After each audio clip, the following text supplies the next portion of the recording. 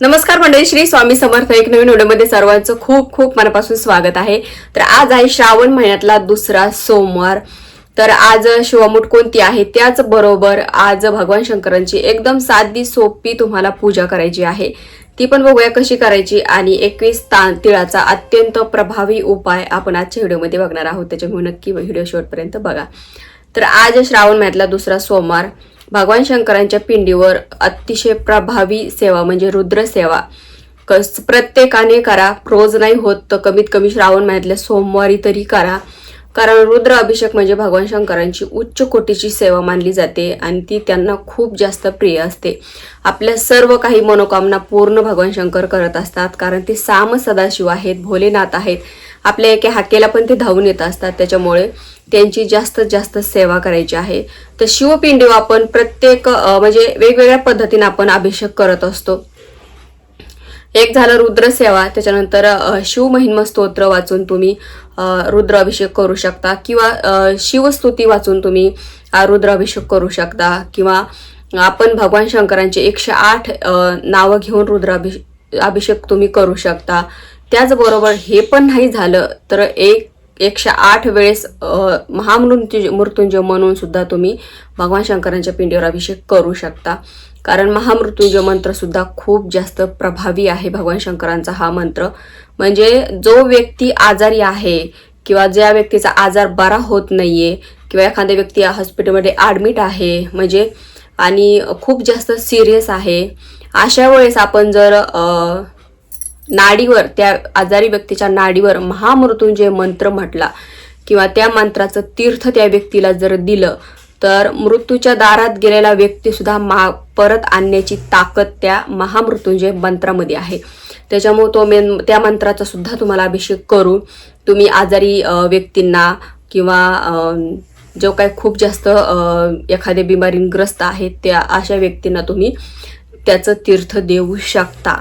त्याच्यामुळे म्हणते की तुम्ही भगवान शंकराच्या पिंडीवर ज्या सेवेनं होईल म्हणजे महामृत्युंजय मंत्रांचा अभिषेक कराच, पण रुद्र सेवा ही सर्वात उच्च कोटीची सेवा आणि सगळ्यात प्रभावी सेवा आहे. त्याच्यामुळे ह्या सेवेचं तीर्थ घरातल्या सगळ्या जणांना द्यायचं, घरात आपल्या शिंपडायचं. म्हणजे घरातले काही वास्तुदोष असतील, नेगेटिव्हिटी असेल, बाहेरची नकारात्मकता असेल, बाधा असेल, सर्व तुमच्या घरातून निघून जात असतं.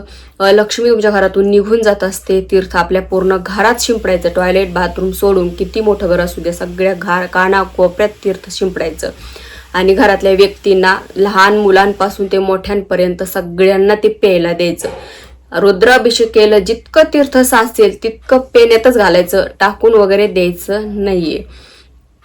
महादेवांची पिंड तुमच्याकडे असेल तर त्याच्यावर आपल्याला रुद्राभिषेक करायचा. आता अभिषेकाचे प्रकार मी तुम्हाला सांगितले की रुद्र अभिषेक कशा प्रकारे तुम्ही करू शकता. एकदम साधी सोपी भोलेनाथाची सेवा आहे.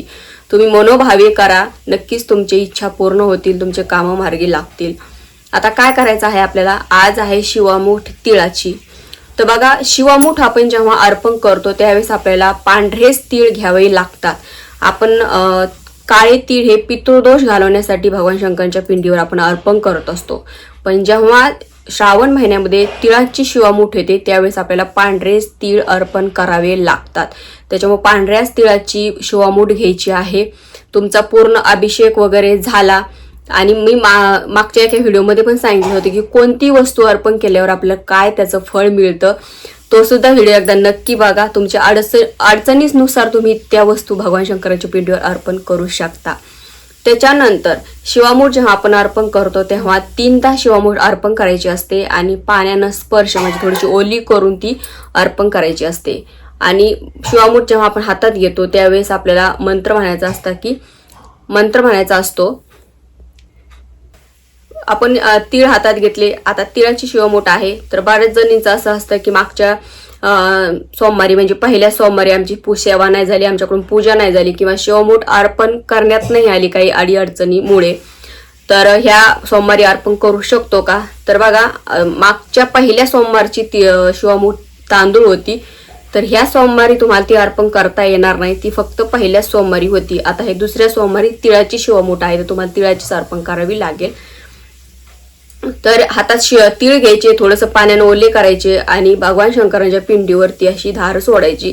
धार सोडल्यावर म्हणायचं, शिवा शिवा महादेवा माझी शिवामूठ ईश्वरा देवा माझी इच्छा पूर्ण करा देवा, असं म्हणून ती 3दा शिवामूठ तुम्हाला अर्पण करायची आहे. त्या तिळाचं काय करायचं तर बघा, ते तीळ चांगले असतील तर तुम्ही खाऊ शकता किंवा त्याच्यात थोडासा वहाड टाकून तुम्ही दानधर्म करू शकता, किंवा जर नाहीच ते जरी पॉसिबल झालं, कारण आपण ओले करतो ते शिवा भगवान शंकरच्या पिंडीवर अर्पण करतो आणि तिथे पण गळती पात्र आपलं सुरू राहतं, ते पण ओले असतात. चांगले असले तर दान करायचे आणि चांगले असले तर खायचे किंवा पक्ष्यांना वगैरे टेरेसवर तुम्ही ठेवून द्यायचे, निर्वाल्यात टाकून द्यायचे, पाण्यात वगैरे. तिथे पण पाण्यातले प्राणी वगैरे खाऊन घेतात. त्याच्यानंतर काय करायचं आहे आपल्याला, 21 तिळाचा अत्यंत प्रभावी उपाय मागे. तर काय करायचं आहे तुम्हाला, 21 तीळ घ्यायचे. बघा, तिळाचं अनन्यसाधारण असं महत्व आहे. 1 तीळ 7 जणांना खाल्ला होता असं म्हणतात, अशी म्हण आहे. त्याच्यामुळे तिळाला खूप जास्त महत्व आहे. तर आपल्याला काय करायचे, 21 मोजून तिळ घ्यायचे. 16 वेळेस तुम्हाला कमालात्मक मंत्र म्हणायचा आहे. 16 वेळेस कमालात्मक मंत्र म्हणायचा आहे. ओम श्रीम ह्रीम श्रीम कमले कमला लले प्रसिद्ध प्रसिद्ध श्री हिम श्री हिम श्री महालक्ष्मी नमो नमः, असा 16 वेळेस मंत्र म्हणायचा आणि भगवान शंकरांच्या पिंडीवर ते तिळ अर्पण करायचे. याने आपल्याला लक्ष्मी प्राप्ती होत असते. अखंड चिरकाल लक्ष्मी आपल्या घरामध्ये नांदत असते. स्थिर लक्ष्मी आपल्याला प्राप्त होत असते. त्याच्यामुळं हे जे काही तिळ आहेत याचा उपाय तुम्हाला आज दिवसभरातून कधी करू शकता. रुद्र अभिषेक भगवान शंकराच्या पिंडीवर सेवा तुम्ही दिवसभरातून कधी करू शकता, पण उत्तम सेवाचा वेळ जो आहे ना तो प्रदोष काळाचा असतो. भगवान शंकरांच्या प्रदोष काळ म्हणजे काय, तर सूर्य मावळण्याच्या आधी 1.5 तास आणि नंतरचा 1.5 तास याला प्रदोष काळ म्हणतात. ह्याच काळात केलेली सेवा, केलेली पूजा पाठ याचं फळ आपल्याला लाखो पटीनं मिळत असतं. त्याच्यामुळं प्रदोष काळ हा उत्तम दिलेला आहे भगवान शंकरांच्या सेवेसाठी. तर होत असेल त्यावेळेस करा किंवा मग दिवसा करा कधी करू शकता. तर नक्की करा आणि ह्या पूर्ण सेवा तुम्हाला आजच्या दिवशी करायच्या आहेत. रोज नसेल होत तर आजचा दिवस का होईना पण करा. तर आय होप तुम्हाला समजलं असेल. तर आजच्या व्हिडिओमध्ये इतकंच. व्हिडिओ आवडल्यास व्हिडिओ लाईक करा, शेअर करा, चॅनलला सबस्क्राईब करायला विसरू नका. झालेली सेवा श्री स्वामी समर्थ महाराजांच्या चरणी परमपूज्य गुरु माऊलींच्या चरणी रुजू करते. श्री स्वामी समर्थ.